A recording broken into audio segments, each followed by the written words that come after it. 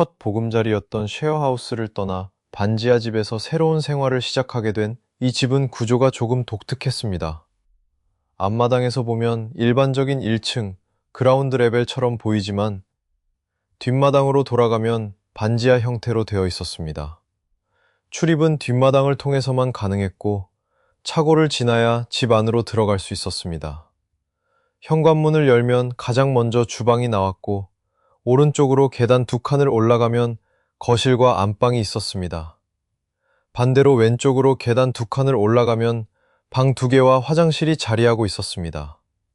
그리고 오래된 하우스 반지하라 욕조가 없어서 샤워만 가능했습니다. 당시 집주인은 중국인인 톰이라는 분이었습니다. 집주인 톰은 친절한 사람이었습니다.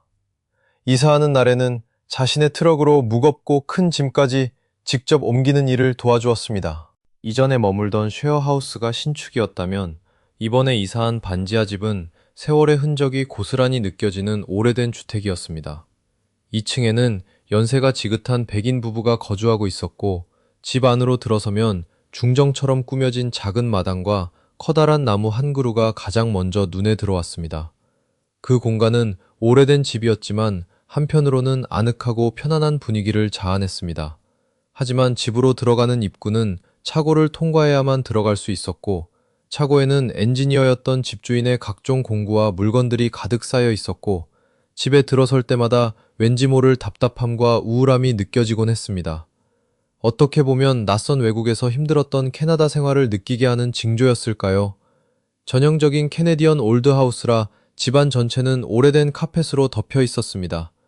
오랜 세월 사용된 카펫 탓에 실내는 늘 건조한 편이었고 미세한 먼지가 많아서 지금의 안방으로 사용하던 방은 아들이 사용하고 있었는데 열리지 않는 창문이어서 환기가 제대로 되지 않았고 그로 인하여 아들의 비염이 점점 심해졌습니다. 그래서 저희는 집주인 톰에게 창문을 열 수 있는 것으로 교체해 줄 수 있겠느냐고 부탁드렸었는데 톰은 다행히 창문을 교체해 주었습니다. 방 안은 공기가 순환이 되는 것 같았고 톰에게 너무 감사했습니다. 제가 캐나다로 오게 되면서 한국에서 사용하던 짐과 캐나다에서 필요할 것 같은 물건들을 보냈었는데 배로 운송이 되다 보니 1달 가까이 걸렸고 짐이 도착하면 이곳에서 짐을 찾기 위해서는 보더, 캐나다 국경이나 다운타운 사무실로 가서 확인 절차를 거친 후 서명을 해야 우리가 보낸 짐을 찾을 수 있다는 연락을 받게 되었습니다. 짐을 인도받기 위해서는 캐나다 국경 이민국으로 가서 관련 서류에 서명을 해야 했기 때문에 저희는 그저 한국 짐을 받는다는 가벼운 마음으로 이민국으로 갔습니다. 당시 저와 아내는 모두 일을 하고 있어서 시간을 어렵게 만들어 캐나다 국경으로 가서 저는 주차장에서 대기하고 있었고 아내는 필요한 서류에 서명하기 위해 혼자 이민국 사무실로 들어갔습니다.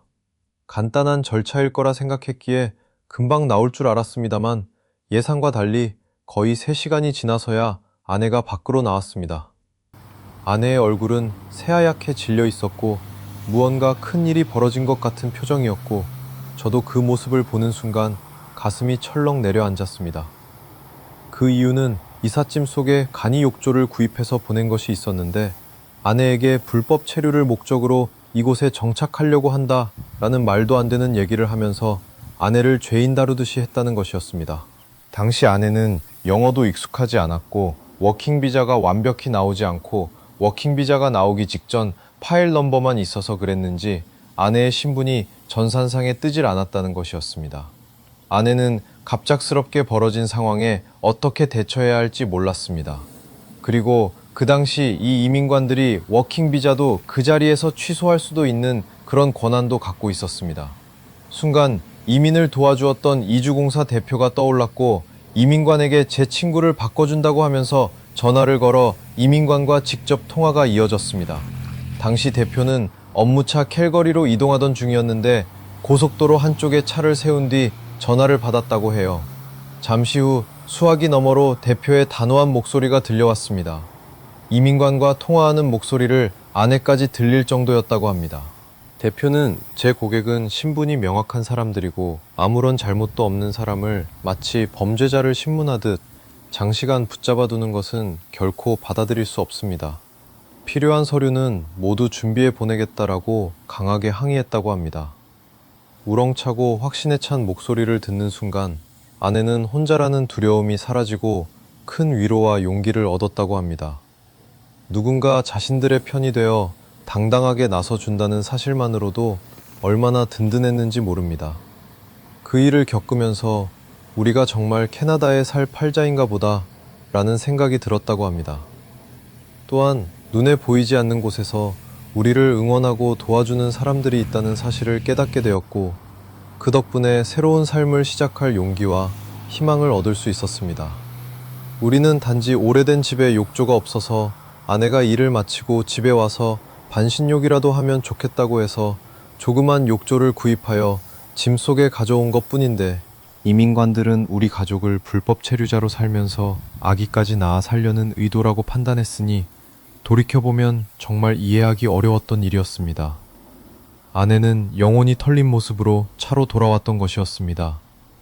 10일 이내에 모든 서류를 준비해서 이삿짐 회사 직원과 함께 다시 오라고 해서 이주공사에서 준비해준 서류를 갖고 우리는 이삿짐 회사 직원과 함께 다시 이민국을 방문하여 서류에 서명을 한 후에 너무나도 간소한 절차를 거친 후에 이삿짐을 받을 수 있었습니다.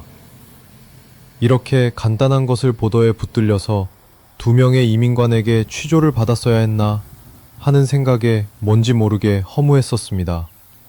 돌이켜보면 반지하로 이사 오면서 욕조로 인해 벌어졌던 일화가 되었습니다. 다음 편에서는 반지하 집을 떠나 고층 콘도에서 새로운 생활을 시작하게 된 이야기를 소개해드리겠습니다. 시청해주셔서 감사합니다.